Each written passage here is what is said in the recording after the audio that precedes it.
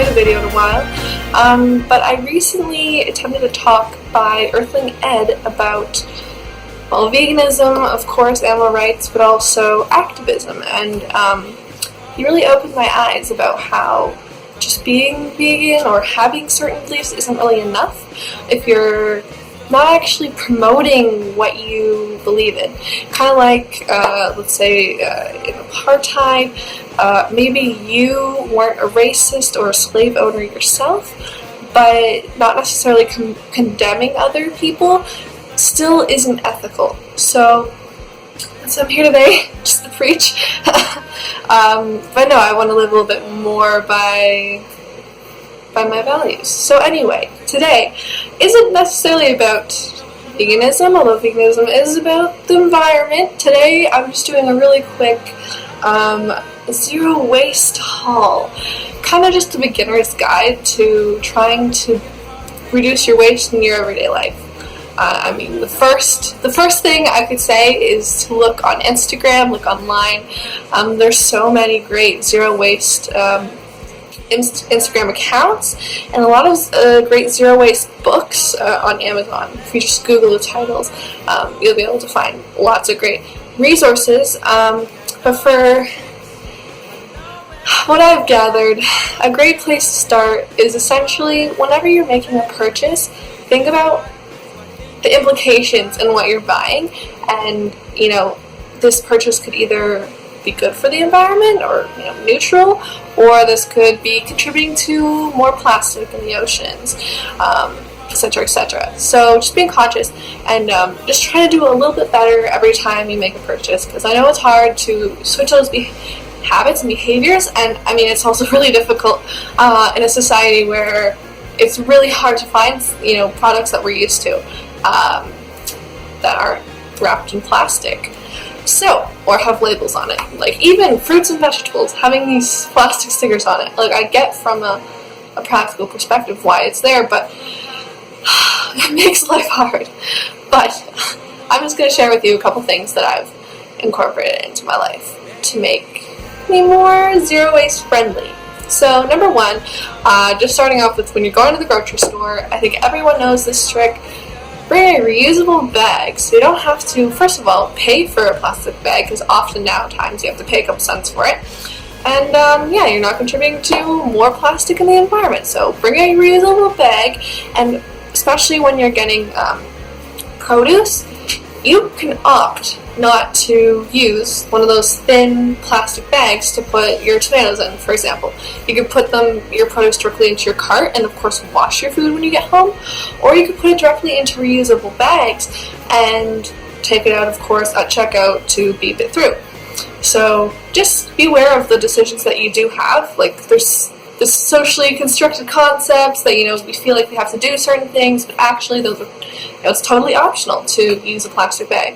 And then of course try and buy things that are either in paper or glass over plastic if you can. And then if you can't find products like that, sometimes you'll have to resort to plastic, or you can try and make your own products. So that being said, on to the next thing.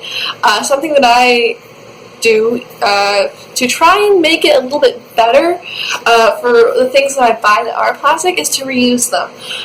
So for example, I have a silk yogurt container and I love this yogurt, and I've learned how to make my own yogurt, so I'm going to try and do that in the future. But so what do I do when I finish the yogurt? I mean, I could recycle it, but I also have some uses for it that I could use. So what I do oftentimes, I make overnight oats in containers like these, and it's super handy. It's like a good portion size. Bring it with me to school or work. Smoothies, anything, just leftovers in general. So this can become a wonderful food container. And extend the life, at least, of the plastic items you're using, or just make you feel better in general. Or you don't want to spend money on actual containers, well, you're going to find some in the things that you buy. The next thing, which is something that I'm so pleased to see a lot of, just recently on Instagram, today actually, I saw a post about Starbucks is shifting to not using plastic straws.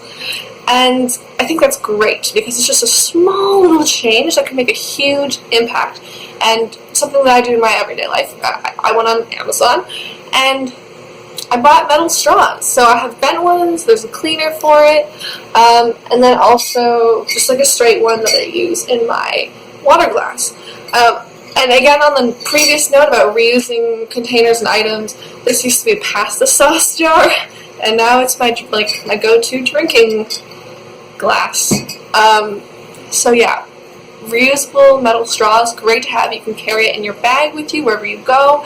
So if you go to a smoothie shop, you don't have to use the plastic straws. You can use your metal straw, or even better, you can just carry a empty mason jar around with you, or an empty plastic container with you, and put your smoothies or drinks or whatever you get when you're out and about in those types of things. Also, if you're going to the bulk food store, Bulk Barn for example, they'll let you bring in your glass jars and containers and put bulk foods into that instead of the plastic bags. So yeah. And then a final thing that I found out about on Instagram is an alternative to plastic wrap. So again, I got this on Amazon, and I love, so this is brand Abigo, and I love that it was packaged in just paper, so no plastic. And essentially what it is, I know some vegans probably will have an issue with this because this is a beeswax based product. It's a square kind of sheet, and it's waxy. So what you do, let's say you cut up in a watermelon, there's different sizes of this, of course. You just wrap it around the item, and because it's waxy, with a little bit of the heat from your fingers, it'll bend and mold and shape to the item that you're wrapping it with. So there you go. And it can also be used for sandwiches or just snacks you want to bring with you, because it's like leak proof, very resistant, also lets the items breathe. So yeah, I mean, a lot of people use saran wrap, plastic wrap, whatever you want to call it, and that can be a good alternative. I'm not sure if there are non-honey versions. I mean, it's wax, so I mean, there are other waxes out there, so it's probably something that you could do. But yeah, I hope this was helpful. That's where I'm going to leave it, because we're at 8 minutes, and I like to babble on. But yeah, I hope that this helped you out for anyone that was, kind of just starting to become aware of how they can be more environmentally friendly in their everyday lives just by making small changes.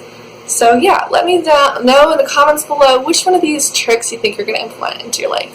And of course, give this video a like if you liked it, and subscribe if you want to see more videos like this, because I hope to be posting more and more often. Alright, thank you for watching, and have a great day. Peace!